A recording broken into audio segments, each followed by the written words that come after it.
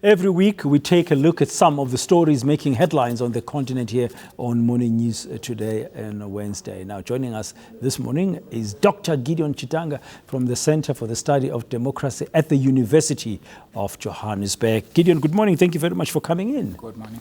The Zambian situation that we have here, one of the stories that people being attacked, and more than 250 of them have been displaced in one southern district of Zambia. But they are being attacked by members, allegedly, of the opposition parties after their candidate lost the election to President Lungu. That's Hakainde Hichilema. What's going on there? Any insights on what's happening? I think what we are seeing are two things. Regional divisions in Zambia playing out in form of partisan conflict after the elections. And remember, the pattern of violence had already manifested before the elections. Now, this is going to be problematic, and I think the government will quickly react to contain it because the elections are formally being disputed. And if the government does not act quickly, but act in a manner that convinces the citizens that their complaints are going to be legitimately treated, then we are likely to see more violence in Zambia. But the interesting part about this violence is not party to party from the reports we've seen.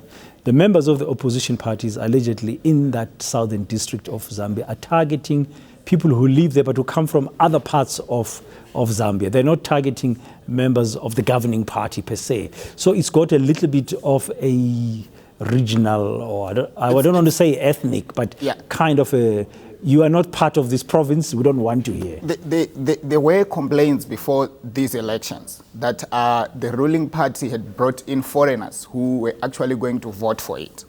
And this issue was widely debated within Zambia, and other analysts thought this was going to be a problem. And now it's manifesting through those people who feel that they are legitimate Zambian citizens targeting the perceived foreigners as a punitive action against them for voting for the sitting president. Okay, are you aware of any statement by the opposition party itself? I haven't seen any reports what they have said about it, whether they've denied it or not. They haven't really given any response to it.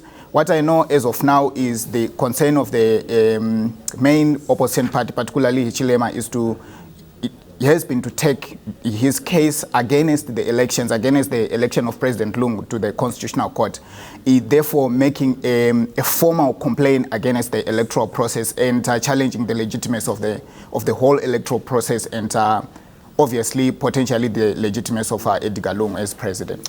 Okay, let's move further afield now. We go to The Hague.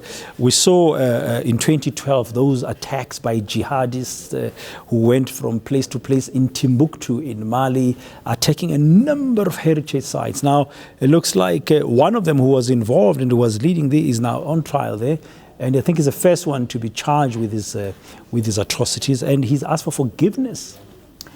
This is a very interesting case. It's, I think, in modern world history, for the first time that we have seen the ICC take someone for trial for treating cultural material as a criminal case. So that is very important on its own. So we hope that the destruction of cultural historical material is going to be protected under international law.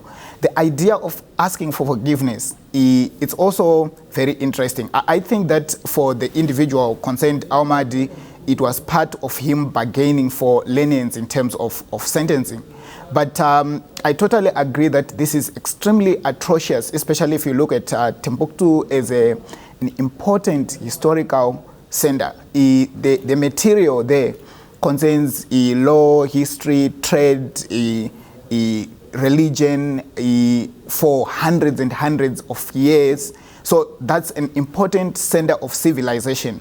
It's the heart and soul of the African communities that developed around the Malian region and West Africa in general. It's going to be interesting to see what kind of sentencing the ICC will hand down to Mahdi when this whole case is over. Thank you very much, Gideon.